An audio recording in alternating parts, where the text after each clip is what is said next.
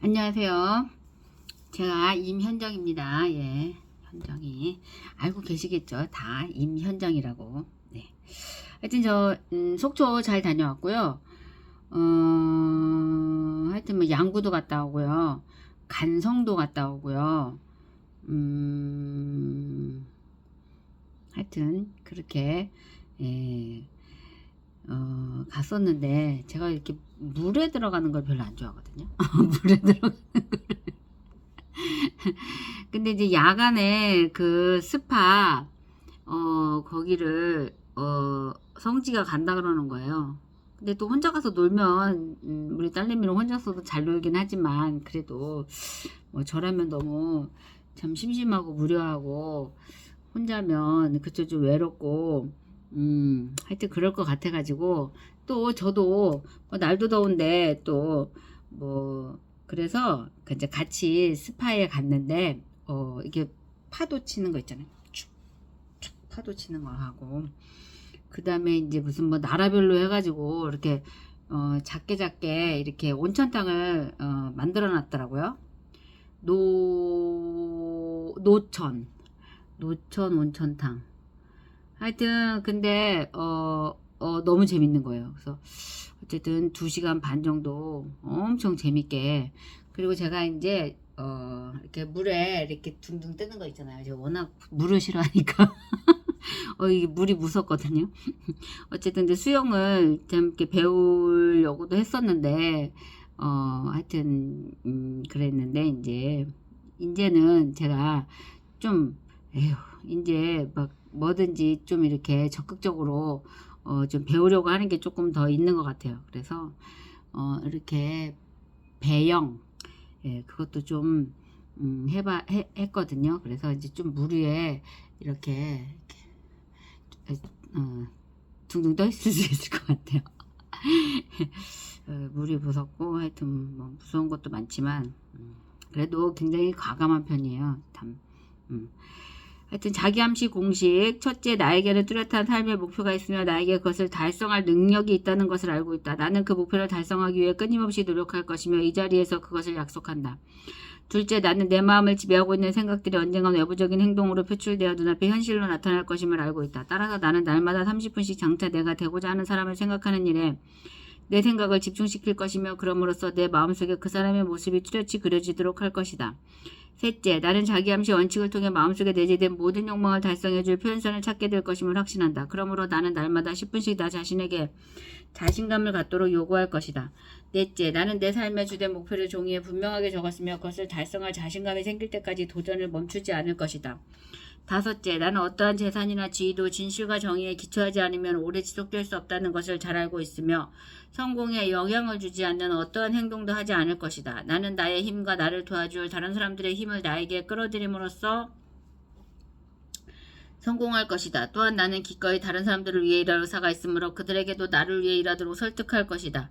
나는 다른 사람들을 향한 부정적인 태도가 나에게 결코 성공을 가져다 주지 않는다는 것을 알기 때문에 모든 사람들에 대한 사랑을 키움으로써 내 속의 모든 증오와 시기, 부러움, 이기심과 냉소를 없앨 것이다. 나는 이 공식을 따르기로 설명하고 이것을 암기하며 신념 속에서 하루에 한 번씩 큰 소리로 읽을 것이다. 그러면 이것은 점점 내 생각과 행동에 영향을 주어 나는 자신감 있고 성공적인 사람이 될 것이다. 성공 비결의 6단계. 제1단계, 자신이 벌고자 하는 금액을 한 푼도 어김없이 정확하게 머릿속에 주입시켜라. 막연히 돈을 많이 갖고 싶다라는 단순한 소망만으로는 절대로 아무것도 가질 수 없다. 자신이 원하는 돈의 액수를 정확히 파악하여 늘 염두에 두고 있어야 한다. 제2단계, 목표라는 돈을 벌기 위해 어떠한 대가를 치르거나 희생도 감내할 수 있는지 확실히 결정한다. 제3단계, 자신이 목표라는 금액의 돈을 정확히 언제 달성할 것인지 그 구체적인 날짜를 설정한다. 제4단계, 목표 달성을 위한 구체적인 계획을 세워 즉시 행동으로 옮긴다. 이때 실천 준비가 여의치 않아도 상관없다. 당장 계획을 실천에 옮기는 것이 가장 중요하다. 제5단계, 자신이 목표라는 정확한 금액, 구체적인 목표 달성 날짜, 목표 달성을 위해 기꺼이 감내할 수 있는 희생, 구체적인 실천 계획 등을 간결하고 명확한 글로 정리하여 항상 볼 수 있는 곳에 둔다. 제6단계, 그 메모를 매일 잠자리에 들기 직전과 아침에 일어난 직후 등 하루에 최소한 2번 이상 큰 소리로 읽으며 성공 의지를 불태운다. 자신의 꿈이 담긴 메모를 읽으며 자신이 설정한 목표가 이미 달성됐다고 생각해야 하면 물론이고 굳게 확신해야 한다. 부자가 되기 위해서는 위에 6단계에 기술된 모든 사항을 철저히 이행해야 한다. 그 중에서도 특히 제6단계의 준수사항이 가장 중요하다. 사실 아직 목표라는 돈도 벌지 못했는데 이미 성취한 것처럼 생각하고 행동하라는 주문은 말도 안 된다고 불평할지도 모른다. 하지만 바로 여기서 가슴속에 뜨거운 열망이 대두될 필요성이 있는 것이다. 만약 부자가 되고자 하는 간절한 소망이 자신의 온 정신을 지배할 정도로 강하고 오랫동안 지속될 수만 있다면 목표 성취에 대한 자기 확신이 조금도 어렵지 않을 것이다. 왜냐하면 부자가 되겠다는 단 하나의 목표가 있고 성취에 대한 확고한 결의가 있는 한 성공에 대한 자기 확신은 당연한 것이기 때문이다. 자신의 내리 속에 부자가 되겠다는 의식이 팽배해 있는 사람만이 진짜 거부가 될 수 있다. 늘 이렇게 부자에 대한 열망으로 꽉 차 있는 사람들은 실제 부자가 되기 훨씬 이전부터 이미 부자가 되어 있는 자신의 모습을 쉽게 그릴 수 있다. 예. 그 다음에 AI 사피엔스를 또 계속해서 읽도록 하겠습니다. 네. AI 날개를 달고 저비용 고효율로 진화하는 법조 행정 서비스. 이야, 법조계에도 AI 기반의 리걸테크 바람이 거세게 몰아치고 있는 중이다. 리걸테크 생성형 AI를 활용하면 여러가지 법적인 서류를 변호사 도움 없이 작성할 수 있다. 물론 아직 불만도 많이 있다. 앞서 언급했듯 대법원 판례를 조사하라고 시켰더니 허구의 관례를 찾아주기도 했다. 그런데 GPT-4부터는 이런 문제도 많이 해결되었다. 미국 판례를 조사해서 만든 GPT를 우리나라에서 쓰기는 어렵겠지만 곧 우리나라 판례만 학습한 똑똑한 생성형 AI가 등장할 게 분명하다.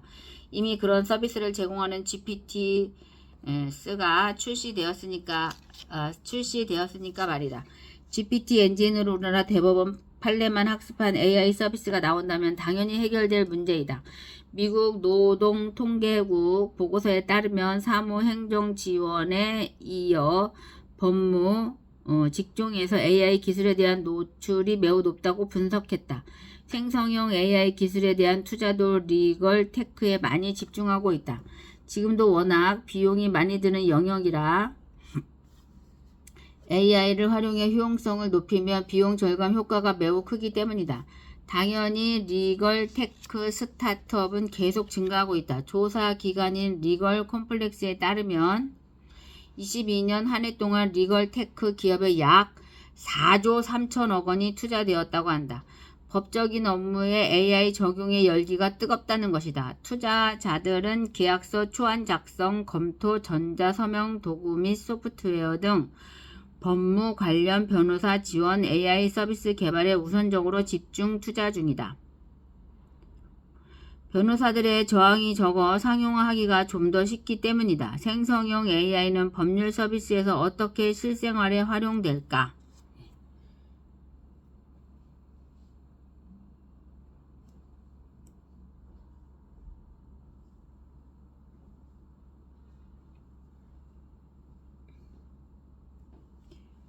언어를 기반으로 하는 법률 업무 AI의 기회가 있다. 우리는 법률적인 문제가 어떻게 되는지 궁금할 때가 많다. 이혼하면 재산 분할은 어떻게 되지? 해고당하면 실업수당은 나오나? 이런 기분 나쁜 얘기를 들었을 때 성추행에 해당되나? 아버지 재산 상속은 어떻게 되는 거지? 등등 늘 궁금한 게 생기기 마련이다. 그래서 변호사와 상담을 하면 고액의 비용이 청구된다. 그런데 분야별로 모든 법조문과 판례를 학습한 챗봇이 등장한다면 이야기가 달라진다. 변호사의 고유 업무 중 하나가 법률, 궁금하면 물어봐 플랫폼으로 대체될 수 있다는 것이다. 또 하나가 법적인 서류를 변호사 없이 만들어주는 서비스이다. 내가 얼마 전 A 기업에 자문을 해주었는데 자문 시작 전에 NDA를 체결했다. A 기업을 자문하면서 얻은 정보를 타 기업에 알려주지 말라는 내용이다.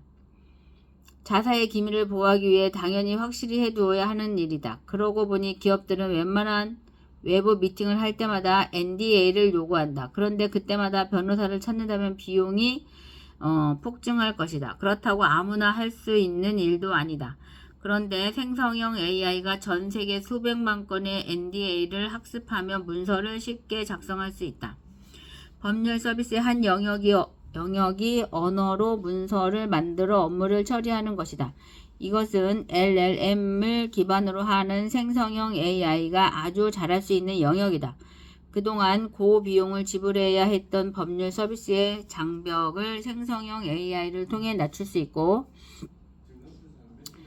이를 통해 대중이 자신의 법적 권리를 좀 더 적극적으로 찾을 수 있게 된다. 개인의 법적 권한은 강화되고 이를 위한 사회적 비용은 감소한다. 사회가 올바른 방향으로 진화하는 데도 도움이 된다. 물론 변호사의 수입은 줄어들 것이다. 일반인을 위한 이런 서비스는 그래서 변호사들이 싫어하는 영역이다. 한편 변호사들이 도움을 받는 영역도 많다. 이제 국가별로 엄청나게 많은 판례를 학습한 AI 스타트업은 기본이 되었다. AI의 도움으로 변호사가 더욱 빠르고 정확하게 판례를 분석하고 재판 전략을 짜는 건 당연한 일이다. 지금까지는 DB에 기록된 판례를 키워드 중심으로 검색하는 게 전부였다. 그런데 법조문과 판례만 학습한 생성형 AI가 활성화되면 이번 이혼 소송에서 가장 중요한 공격 포인트가 무엇일지 대법원 판례를 기준으로 분석해봐. 같은 질문도 소화할 수 있다. 소송 전략을 짜는 데도 큰 도움이 된다. 당연히 인건비를 대폭 절감할 수 있다. 무엇이 디지털 시민에게 더 필요한 결정인가?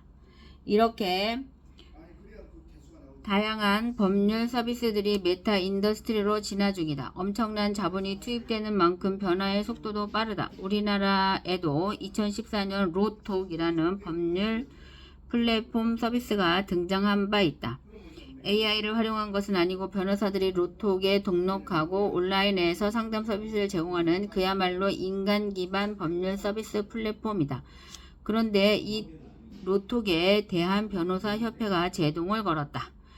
로톡에 등록한 123명의 변호사들에게 징계를 내린 것이다. 이 싸움은 무려 9년간이나 이어졌다. 법조계 기득권과 플랫폼 간의 전쟁이라고 불렸다. 2023년 9월 26일 대한민국 법무부는 대한변협이 징계한 123명의 로톡 이용 변호사에 대한 징계를 취소하라고 판결했다. 또한 대한변협에 20억 원의 과징금을 부과하며 9년간의 갈등은 플랫폼의 승리로 끝났다. 그런데 플랫폼 서비스는 본격적인 AI 도입에 비하면 어린아이 수준의 서비스이다. 이걸 허용하는 법은 언제쯤 만들어질까? 기득권을 가진 법조계는 또 얼마나 극심하게 저항할까? 또다시 9년, 10년을 이렇게 질질 끌며 혁신을 이끄는 스타트업이 망하기만을 기다린다면 잘 해결될 수 있을까?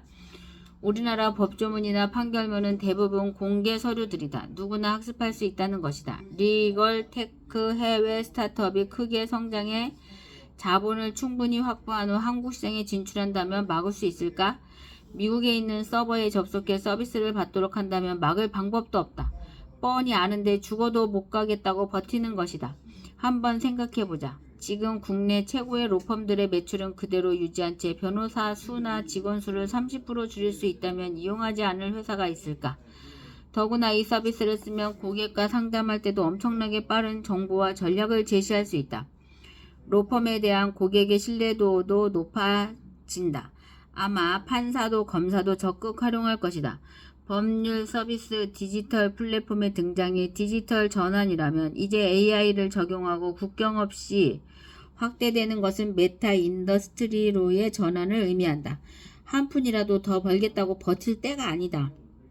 어느 것이 더 올바른 판단인지 잘 모르겠을 때는 시민, 그것도 디지털 시민에게 더 필요한 결정인지 변호사 권력 보호에 더 필요한 결정인지만 판단하면 된다. 인류 진화는 결국 시민 권력 확대로 나아간다. 법조계에서 시민의 법적 지위의 확보와 권익 보호를 위한 법의 존재 가치로 여긴다면 메타 세상에 맞는 결단이 필요할 것이다. 네, 감사합니다. 오늘도 좋은 하루 되시고요. 오늘 오후 2시에는요. 우리 여기 선릉 사무실에서 우리 최현종 이사님께서 사업 설명회가 있습니다. 많은 분들이 참석하시고 신규 회원분들을 신규 회원이 되실 수 있는 분들을 적극적으로 초대해서 같이 모시고 오시기를 바랍니다. 감사합니다.